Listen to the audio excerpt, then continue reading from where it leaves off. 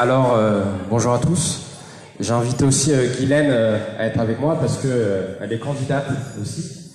Alors, je vous explique. Déjà, première question. Saviez-vous qu'en 2009, il y avait une liste aux européennes qui défendait comme seul programme le RIC? Voilà. Donc, il y a 10 ans déjà, il y avait cette initiative. Et en fait, la personne qui a voulu relancer l'opération, Yvan Bachot, vous le connaissez probablement, il est venu ici, il a participé au référendum d'initiative citoyenne auto-organisée à Sainte-Claire. Il a voulu relancer l'opération en 2014, ça demandait trop d'énergie, il ne l'avait pas fait, et là, forcément, c'était le bon moment pour relancer le truc. Et donc, il a, avec Article 3 et d'autres mouvements proches du RIC, ils ont fait un appel sur Internet, un appel pour candidater, en fait. Et après, il y a eu un tirage au sort. Donc, Guylaine a été tirée au sort, moi aussi. Et on a rejoint l'équipe. Là, je vous parle en tant que responsable de la liste, c'est-à-dire auprès du ministère de l'Intérieur. Il faut un responsable qui est chargé d'apporter les documents. Si jamais il y avait un problème avec le Conseil constitutionnel, ben voilà, il y a un responsable, etc. Et alors, notre liste, elle est constituée de 79 candidats tirés au sort et deux porte-paroles, Yvan Bachot et Raoul Médiberton, qui sont deux personnes qui connaissent très bien le RIC, et donc c'était plus facile pour pouvoir aller parler dans les médias. Et je peux peut-être vous raconter, donc ça c'est un peu le système, donc on défend une seule mesure, le RIC, d'accord, et nous on pense qu'une élection européenne, c'est surtout une élection pour, on va dire, porter un cap. C'est pas comme les municipales, c'est pas comme les présidentielles où il faut un programme.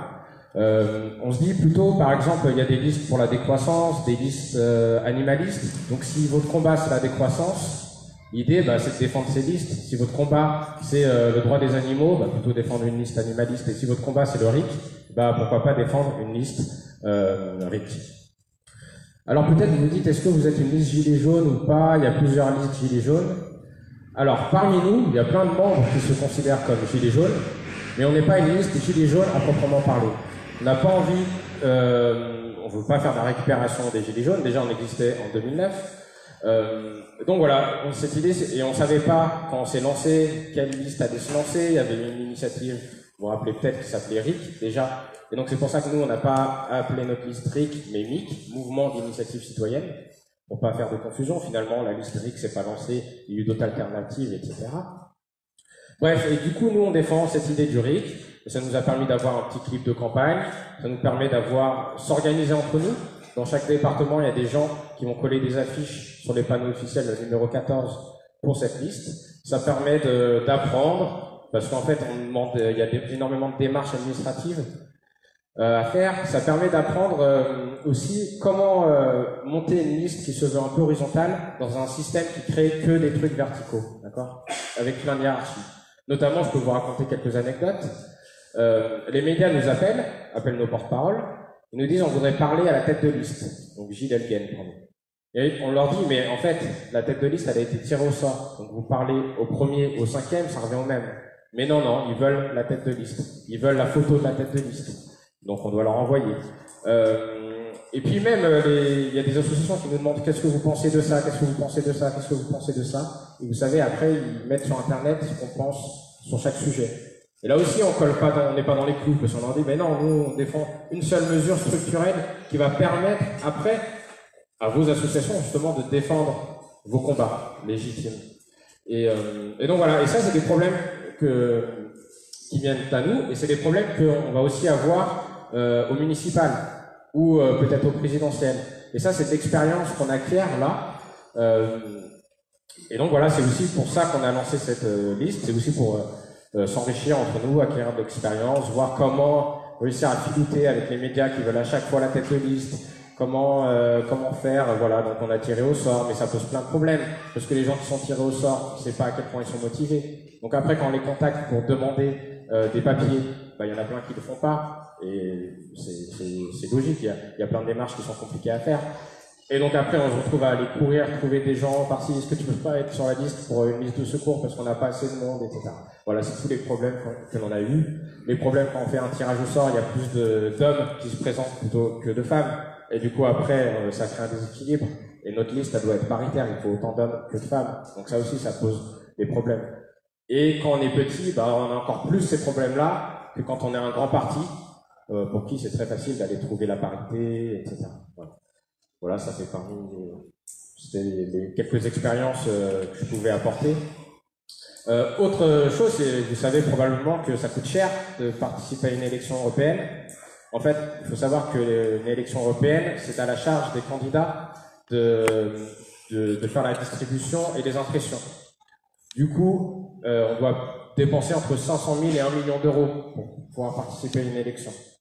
Donc on n'a pas cet argent. Donc ça veut dire que dans la plupart des bureaux de vote de France, il n'y aura pas nos bulletins. Donc il faudra les imprimer ou les prendre là sur la table si vous voulez voter pour nous. Donc on les imprime, on a 4, ça ressemble à ça. Il y a les 79 noms, et puis on les met dans une enveloppe et on les met dans l'urne au moment d'aller voter. Voilà. Et dans toute la France, il y a des petits groupes, comme des groupes organisés par Guylaine, où en fait des gens impriment d'avance pour que dans ce bureau-là, il y ait assez de bulletins, et puis après ils vont faire des porte-à-porte qui disent là, vous n'aurez pas besoin d'imprimer, vous pouvez trouver les bulletins. Tu veux raconter un peu ton expérience ? Voilà, donc c'est vrai que, petit signalement, je suis qu'un tout petit membre du groupe citoyen constituant de la Loire. C'est pas moi le pilier, il y a d'autres piliers. Par contre, l'expérience qu'on vit avec ces européennes, c'est vrai qu'on a été volontaires. Donc quand on a été tiré au sort, on nous a demandé les documents, on a envoyé les documents et c'est une sacrée expérience. Pensez, c'est du sacré boulot et on voit l'inéquité qu'on rencontre avec les grands partis et les toutes petites listes. Donc des bâtons dans les roues, on en a énormément.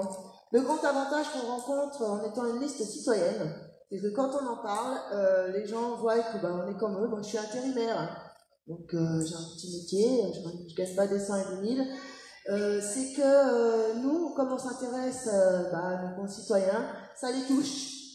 Je voulais dire aussi que dans nos campagnes, moi j'habite les petits villages de campagne, le MIC est le seul à avoir posé une affiche sur les panneaux. Les maires se sont cassés la tête avec les 34 panneaux et il n'y a pas un seul grand parti qui est venu mettre une affiche.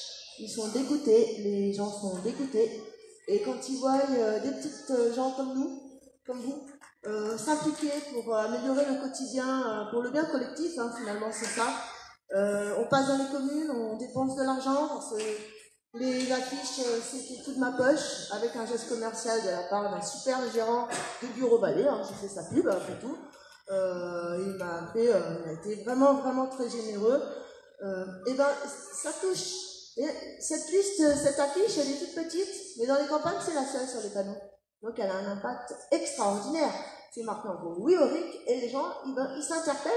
Ah oui, à quoi ça va servir, comment est-ce qu'on va faire, et du coup, les gens qui ont délaissé la politique, ou on va dire la politique politicienne, faite par nos représentants, aujourd'hui vont s'impliquer parce qu'ils ont envie de changer des choses dans leur commune.